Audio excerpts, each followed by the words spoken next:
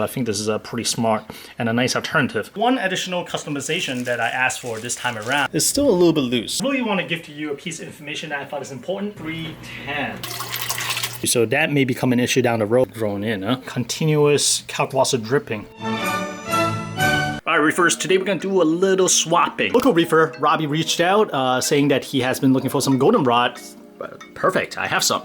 So we're going to do a little swap. I'm going to send that one over there because these two I'm keeping to do the horizontal versus vertical mount test.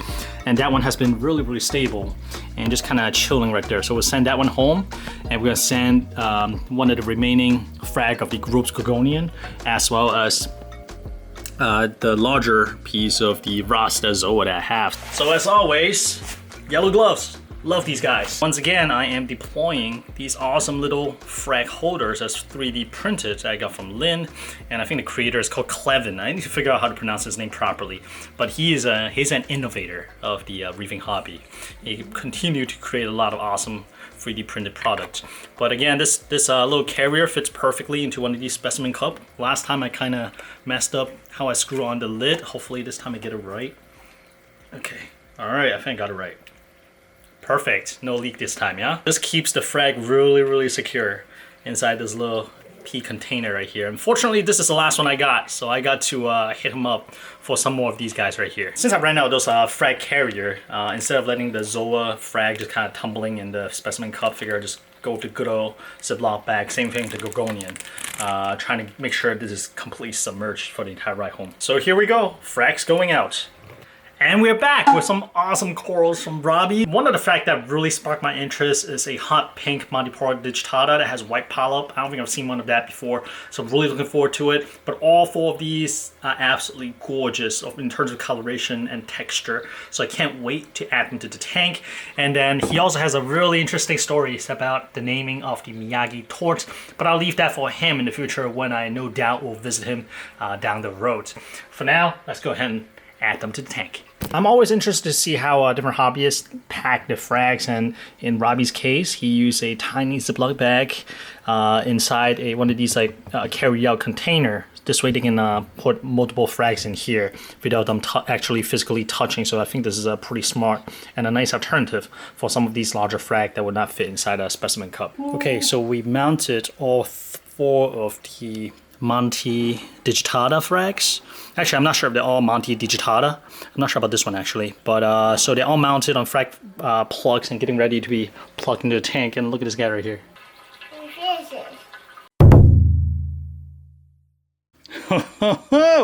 Guys, I have been waiting for this.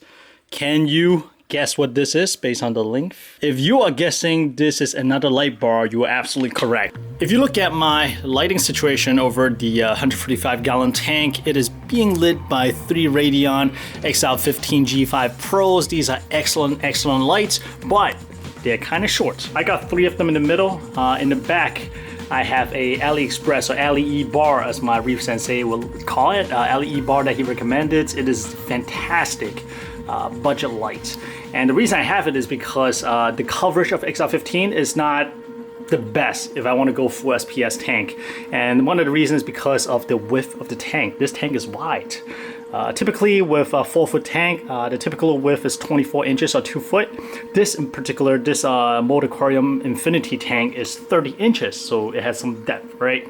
So if I had gone with the XL30, it may have been good, but because I went with the XL15, I need a little help in terms of front and back. I have added a LED bar in the back last year as I start moving towards SPS and tank, and as you can see, it kind of supplements the lighting in the back, and you see all the SPS kind of cluster towards the back of the tank.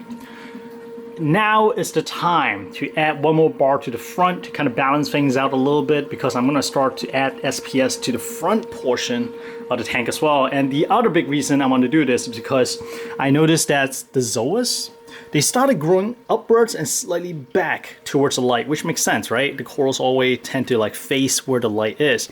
So when I'm looking at the tank from the front, sometimes I see stock like this, because again, the Zoa is growing towards the light, which is up and slightly back. So my plan is to add one more LED bar at the front and then I'm gonna angle it. So I ordered this light maybe 3 or 4 weeks ago. This time it actually came really fast with all the transportation delay and stuff like that. I was actually surprised by how fast it actually got to me. I actually custom ordered this one. This AliE bar in my hand is gonna match the one that I have existing that's in the back of the tank.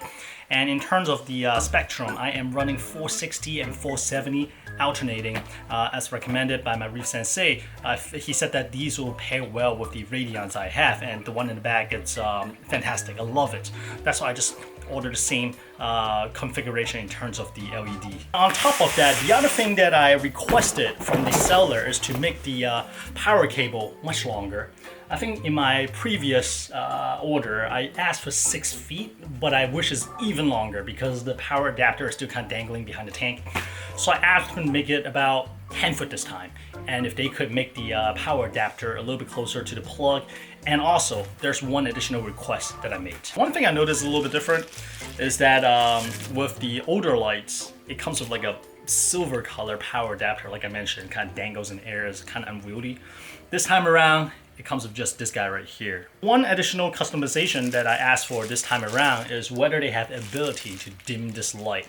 Now, I know a lot of people like plug and play, keep it easy, but because I will have this light in the front of the tank pointing towards the soft corals and the zoas, at least initially, I want some way to acclimate them. I could potentially make it kind of be like on for an hour or 2 hours each day and slowly ramp it up, but I just feel a little better if I could dim the power. And the seller got back to me and said that there's 2 ways to do it that they can implement. Number one is through Bluetooth. I'll need to download an app and control the light through the app. But the major drawback is that whenever I cut power to the light, you will lose the setting of the how intensity and the light setting and whatnot. And I think that's kind of like a deal breaker for me, because the way I plan to control the light is to kind of turn it on and off, and when it turns on, I want it to go on at a certain intensity. So he suggested second option, which is this little unit right here. And this unit, you can control the intensity, also serve as a timer, which I'm not going to use because I'm going to use a controller to serve as a timer. But this, I could set the intensity, and as I cut the power and turn it back on, it's going to turn back on at that intensity. So I guess it has some kind of internal memory and whatnot. So this is the way I went with. I honestly don't know how much additional costs it added on, but I can tell you the whole unit costs, I think, $90 some. Pretty decent amount of par with a really nice spectrum that you customize. Honestly, I cannot really complain anything about it. But enough talk. Let me go ahead and get this onto the tank, and then we'll fire it up and see how it looks. Let's talk about mounting the light. I've ordered 2 types of different extruded aluminum. The first one I ordered is the ever so popular MakerBeam. This is a standard version that's 10 by 10, 10 millimeter by 10 millimeters, like square right here. But to me, I feel like it's a little bit too thin for my taste. I want something a little bit beefier just in case something happens, and I'm afraid they may flex over time. So I went with something a little bit heavier. This is extruded aluminum that is 2040, meaning that it is 20 millimeter in height and then 40 because 2 by 2, right? So it's 20 by 40. And this, there's no way this is gonna bend. This is actually a little bit, maybe even too heavy. I think just by 20 by 20, even 15 by 15. 15 by 15 is the MakerBeam extra large. I think even that is good enough. So I ordered this off of Amazon. It comes in 2 pieces. I think it's like $30 some, right? It's not terrible. And the bracket came with the lights. This is the same bracket as the previous AliE light that I ordered. They did not change it. And it comes with these guys right here. It comes with like some hanging hooks and 4 sets of screws.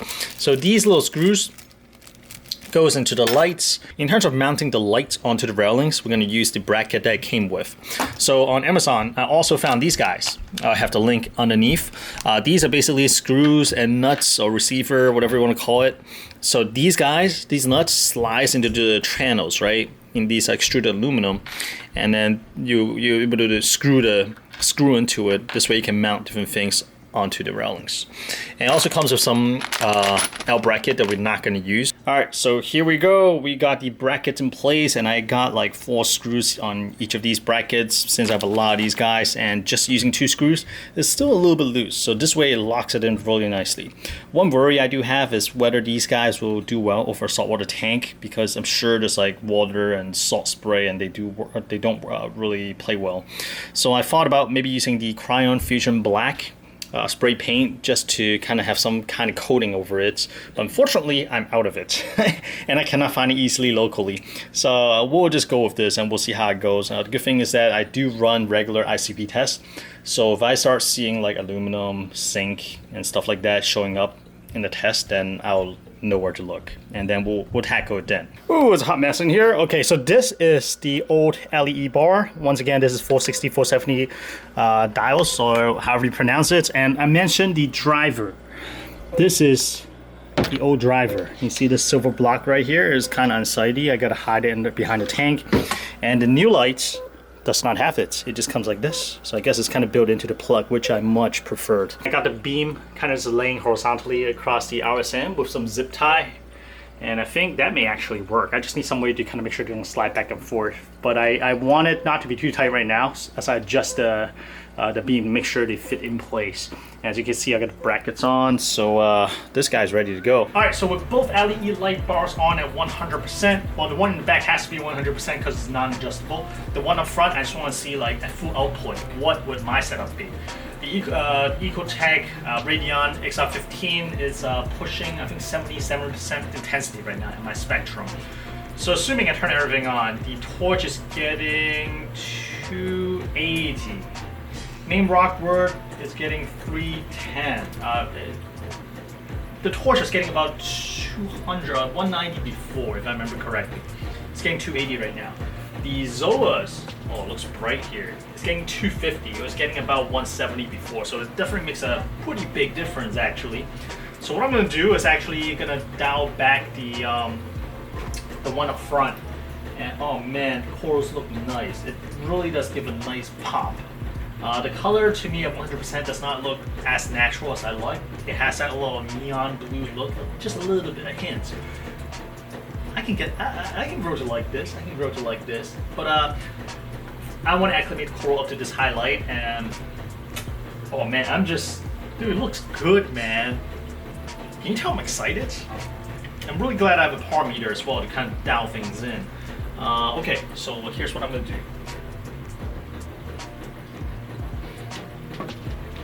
Let me just, alright, so I dimmed it to 10%.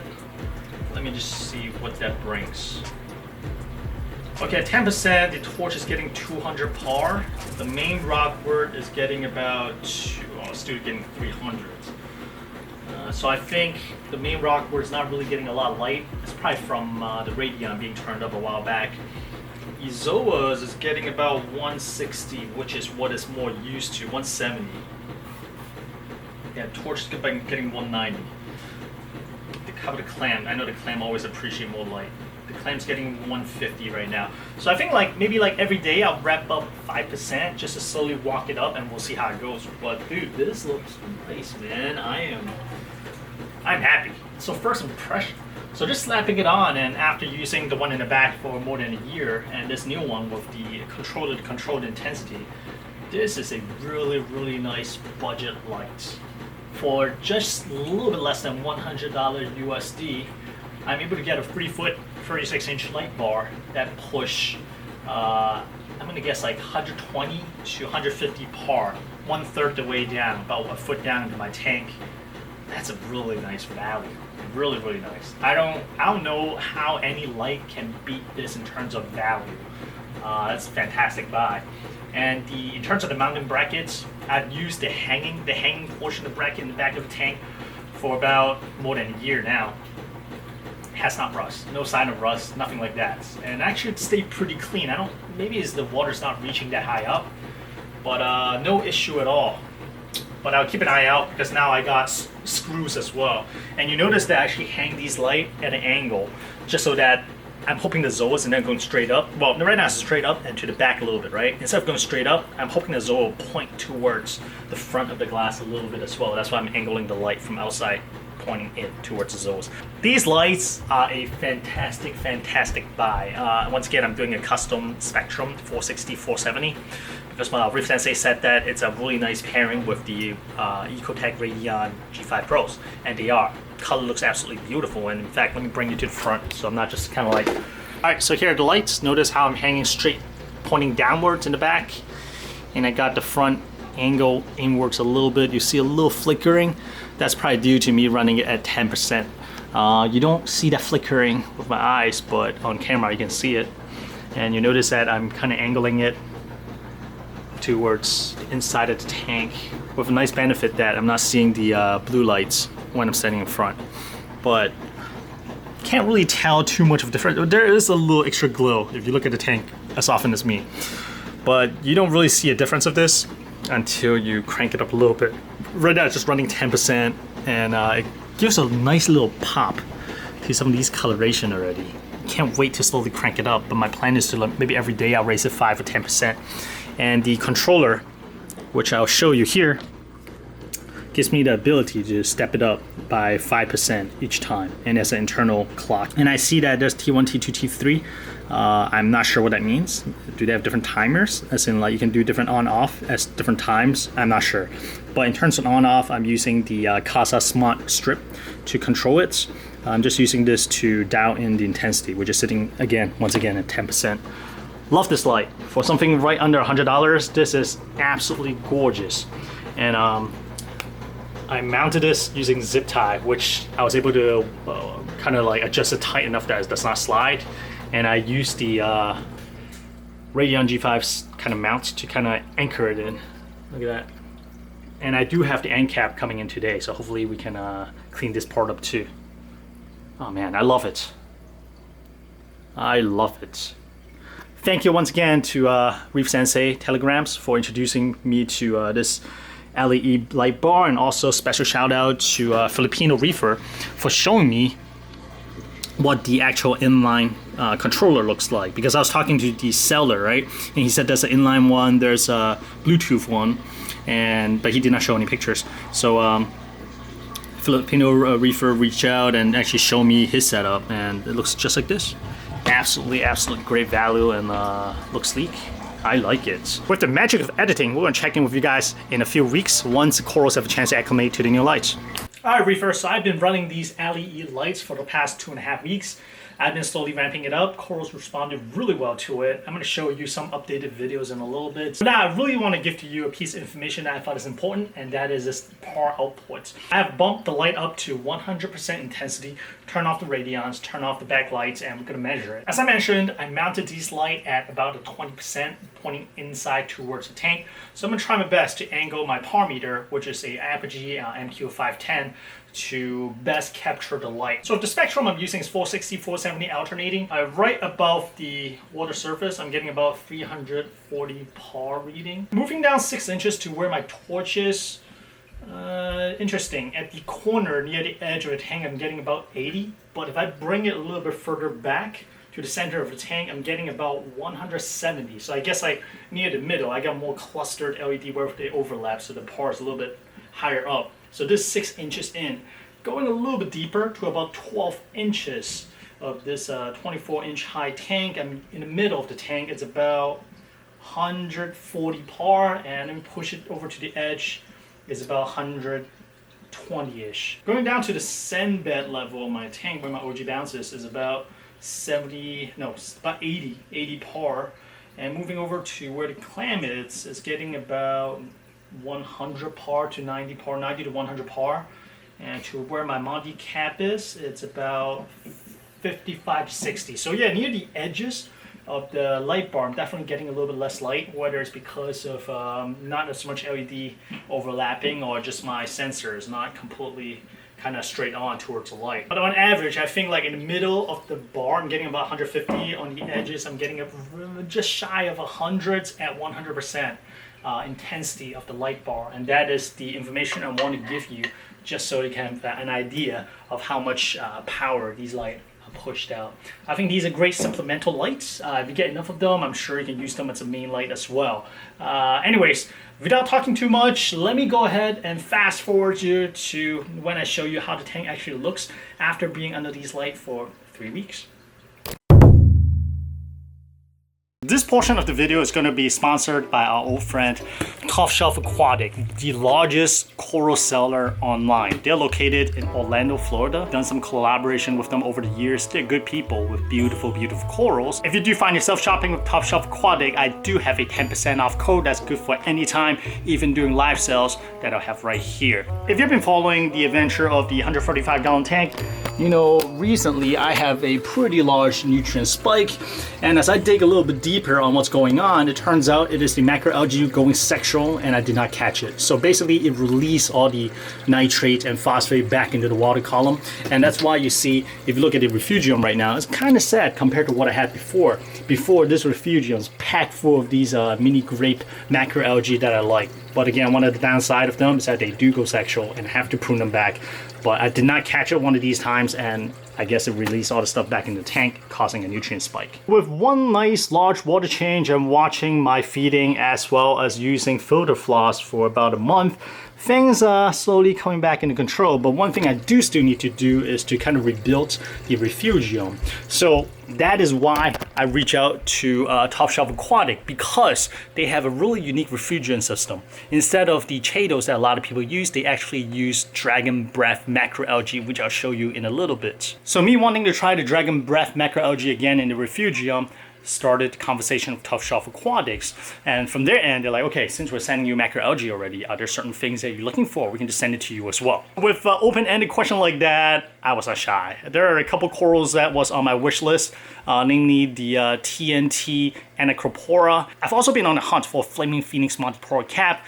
It's a nice bright brown Montipora cap, and TSA just happened to have something similar that's called the Death Spiral. So that was my wish list to TSA. The main thing is the Dragon Breath macroalgae to the refugium, Peppermint Shrimps, and then two corals that I've been hunting for a long time. So let's get unpacking. Here we go. Here is the main event. That is the Dragon Breath macroalgae. I have been lusting over it. And this is the TNT and a Gonipora, if I have to guess. So I asked for 3 peppermint shrimps. They gave me like the chunkiest guys. Yeah, I'm gonna keep them in the refugium. I don't quite trust them enough to put them in the display tank. But in refugium, I'll have a lot of tages. I'm not sure if you guys see it. They're all over the place. So hopefully they'll keep these guys in control. Maybe I'll put one of these guys in the return chamber as well, because I got a few in there. Oh man, they hooked it up again. Look at these guys. So the only other one I was expecting is the Death Spiral, but they threw in 3 other ones. I'm curious what they are. Man, it's funny because I was telling them that I'm running out of space, so you know, just go easy. But man, thank you. I really appreciate it.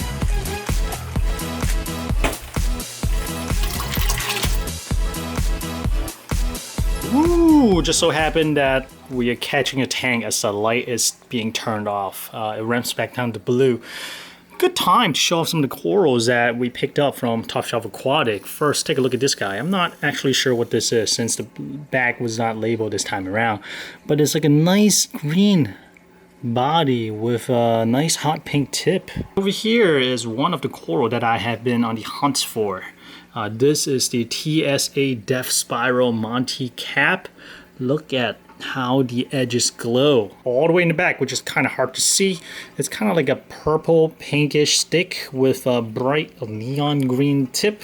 That to me looks almost like fox flame. I'll double check with them to see if that's it. Sliding a little bit to the front, that is the TNT and a Gonipora. It is kind of in the same family as the goldenrod above it, as well as the slime ball to the left of it. And the reason I really want it is because supposedly they can grow intertwined, and they may even splice, meaning that some of the gold may get some red into it, and it has a nice kind of swirl coloration, shown by Mr. Reef Builders, Jake Adams. He did a write-up on it, I think. So that's why I'm really interested in kind of collecting this red coloration, hoping that down the road maybe we can do a little swirling. That would be really cool. And finally, to round out the coral collection, we have this fuzzy thing that I don't know what it is. It's beefy, it's fuzzy, it looks absolutely gorgeous. The stick itself looks to be blue, and the polyp is a hot pink. It looks kind of shaggy. I just love it, man. I think this is probably my favorite coral out of this bunch. I have no idea what it is, but it's absolutely beautiful. I have it directly under the lights, and pretty close to the flow. It's not directly in front, but it's getting a decent amount of flow, I think. But it's absolutely gorgeous. I hope it does well in this tank. So if I have to say what my favorite coral is this time, I'll say it's actually that one. Once again, huge thanks to Top Shelf Aquatics for these amazing corals, the macroalgae and the peppermint shrimp. I can't wait to show you guys how these things look in a couple of weeks. We'll see how the corals kind of settle in, and also how the peppermint shrimp deal with the aptasias, as well as if I have better luck with dragon breath macroalgae this time around. But with that said, once again, thank you TSA, and let's get back to our regular programming. Alright y'all, it has been about 3 weeks since I've had those light on the tank. I'm going to talk about it, but before that, as always, I like to feed my fish. Every week I like to have some live hatch baby brine shrimp. Look, the fish is so much livelier with a little food in the water column. It's always welcome to see. So let's dive in. Right now, the AliE bar in the front is running at 70% intensity. The back is 100% as always. The color was getting a little blue for my taste. So I actually bumped up the radion by 3% with cool white. It was interesting because cool white actually seems to bring the light a little bit more yellow versus the warm white, which is weird, maybe just me. So I feel like right now the color is balanced back to where it was before, and then it's a lot brighter, like visually it's brighter. Par wise, it definitely stepped up a bit, but because I did this over the span of 3 weeks, so no coral gave off anything as if it is wrong. One thing I noticed, which I was hoping for, is that the zoa is starting to turn and at least face the middle, at least the top, if not the middle. So I no longer see stems on these zoas right here. See how they kind of start flattening up against the rock? Same thing with these guys here. Usually I just see the side stem as it kind of reached upwards and back. And especially these guys right here. Look at all these. So this is excellent to see. And some of the zoas is opening up fully, even though it's on the edge of a frac rack. These were just kind of like halfway open before. And same thing with these guys right here. I'm still kind of nursing these guys back to health, but the other zoas definitely seems to really appreciate the light. One thing I was concerned about is whether the torch would be getting too much light, but totally okay. And I am going to continue to slowly ramp up the light until it is 100%. Right now, again, it's about 70%. So next, let's talk about the corals that we picked up this month. First, we'll start off with all the Montipora digitata we picked up from Robbie's. So the one up front is supposed to be the blood red Montipora. The whole thing is red, although it's not like a deep dark red, but I can see the potential right there. It seems to be more vibrant as the day goes by. So I think as it settles in a little bit more, it's going to color up nicely. The one in the back, I believe, maybe the white polyp Monty, although my tank is more like a faint pink, but we'll see. We'll give it some time and see how it develops. In the back, we got what looks almost like the Forest Fire digitata that I have. However, it is supposed to be a dark green versus more like a neon green of the Forest Fire. So we'll see how it develops in my tank. Always curious how these coral end up looking in my tank after they settle in after a few months. The next Monty we pick up from Robbie is the one right there. It has a purple base with green polyp. It looks absolutely amazing. I think it's called like Montiporas, something like that. I have it on screen as well. But that one really got a vibrant within the last month or so as it settled in. And with that said, let's also take a look at the Top Shelf Aquatic SPS as well. First, we got the TSA Depth Spiral. This is a really nice looking, almost like bronze color with neon edge Montipora cap. It seems like on the edge, it may have some other kind of encrusting Monty there too. So that may become an issue down the road, but we'll see. These seems to be This should be decently fast growing in my tank. Monty seems to grow pretty fast in my tank, like this guy right here. Next up, we got the Carolina Reapers. When it first arrived, we got a like nice green hot base and also a hot pink tip. But it looks like it's losing the hot pink tip, probably due to the stress of transitioning to another tank and also, of course, shipping. So we'll see how that develops. But I've seen some pictures of the model colony. It looks absolutely breathtaking. Coming over here, we got the, wow, a lot of people like this one actually, the TNT and the Gonipora. That's a red one right there. And it is it browned out a little bit, I think, but I can see the tip starting to pick up some color. So hopefully with time, it's gonna settle in and it looks awesome, just like the slime ball and the goldenrod. Look at the size of the goldenrod and the slime ball. They've grown in, huh? So I'm hoping that to grow larger, and I'll start putting fracs together, seeing if they'll kind of like splice together. That'd be awesome. And last but not least, we have my favorite from this group, and that is the cherry bomb. I'm happy to report that the cherry bomb did not change much. The base still seems to be like a purplish base, and the polyp is still a hot pink polyp and really fuzzy. I think I really like the polyp movement of these kind of Gonipora, so I may start collecting more of these type. I just like the fact that there's some movement. I think it's cool. So this rounds up the new coral edition from this video. Now, one thing you may have noticed is that the Colorado sunburst anemone is no longer in that container, and that is because one night it releases footing and floated off into the tank. But the good news is that I do know where it is. The bad news is that it picked a spot all the way in the back. But the good news is that it found a little spot where the light shines through and it's not stinging the hammer, and the hammer is not stinging it, and it seems to be coloring up in the back. So I'll see how it does in the back. It is unfortunately not holding on to one of the frog spawn or hammer branches. Otherwise, I could just lift the whole branch and take the anemone off.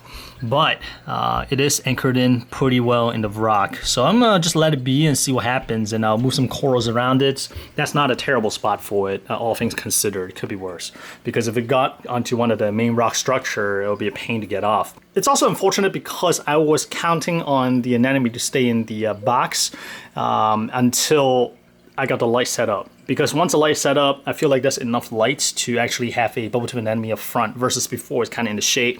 I feel like it's not bright enough, it's gonna move, it's gonna detach and float somewhere. But unfortunately, we're just about a week shy. If you stay in the box for one more week, then everything should have gone according to plan. And it's also my fault for not using the top lid for the mushroom box. Because I thought that, okay, the anemone stayed in the box so well for like 2 weeks already. What's gonna move? I've been feeding it too. Next thing you know, boom, popped off overnight and found its own home in the back. So we'll see how it goes. We'll give it some time to see if it settles in there, or if it moves onto the hammer's branch, where it'll be really easy to peel off the foot to kind of see if it'll like this spot a little better. So that's a situation with the Colorado sunburst anemone. Otherwise, the tank is kind of on cruise control right now, and I actually have a lot of things to talk about in terms of the equipment setup of this tank, because recently I actually pulled off the Mastertronic and stopped the Dosetronic and started using this Kamoer. I think it's the Kamoer X1 or something like that. There's a long model name. And I started doing continuous kalk washer dripping, because in the past I was only running kalk washer during the day, since my mother-in-law is staying in the basement as well. So at night I want to make sure the tank is not noisy, and whenever I kick off the dosing pump, it's going to be there's a lot of noise. So switching over to continuous dosing, which the Dosetronic could not do at the moment, really eliminated all the noise. Here it is. Can you hear anything? You can hear a tiny little bit of clicking, but it's really minimal. So with this, the pH swing, it's a lot less. Before it's swinging between, I think it's like 8.15 to 8.45 or so. Right now, if my memory serves, it's about 8.45 to 8.3-ish. So the swing, it's a lot better. I know later on I may experiment with dosing kalk washer based on pH probe reading, but I'm still a little bit nervous about it, because I feel like sometimes the probe is gonna go off, and if it's off, then it's gonna randomly start dosing X amount, and that's, I don't know. So before that, I may experiment with just doing a little bit more kalk washer at night versus during the day. But I'm not sure if the dosing pump can kind of adjust the volume of doses on the fly like that. Well, on a schedule, not on the fly. So we'll see. But I switched over to continuous dosing just last week, and already I'm seeing the benefits. The pH swing is so much less now, which is fantastic. So one step at a time. But for now, most of the things are doing good. All the fish are accounted for, really healthy. One interesting thing is that, look at this guy. well, this girl was transitioning to a male as well, and the color is starting to change. So it's kind of interesting because I have 1 male light-tailed amphias and 5 females, right? And the largest female is transitioning to a male as well. So I'm not sure if that female is going to finish transitioning or just going to stay kind of like semi in between, calling next in line. We'll see. This guy is for the most part is pretty chill though, so maybe I'll end up with 2 males. I don't know. Interesting to see. And just looking at it, I was just thinking to myself, the hippo tank got big, but I think right now the hippo tank is probably the perfect size as a centerpiece fish for this tank.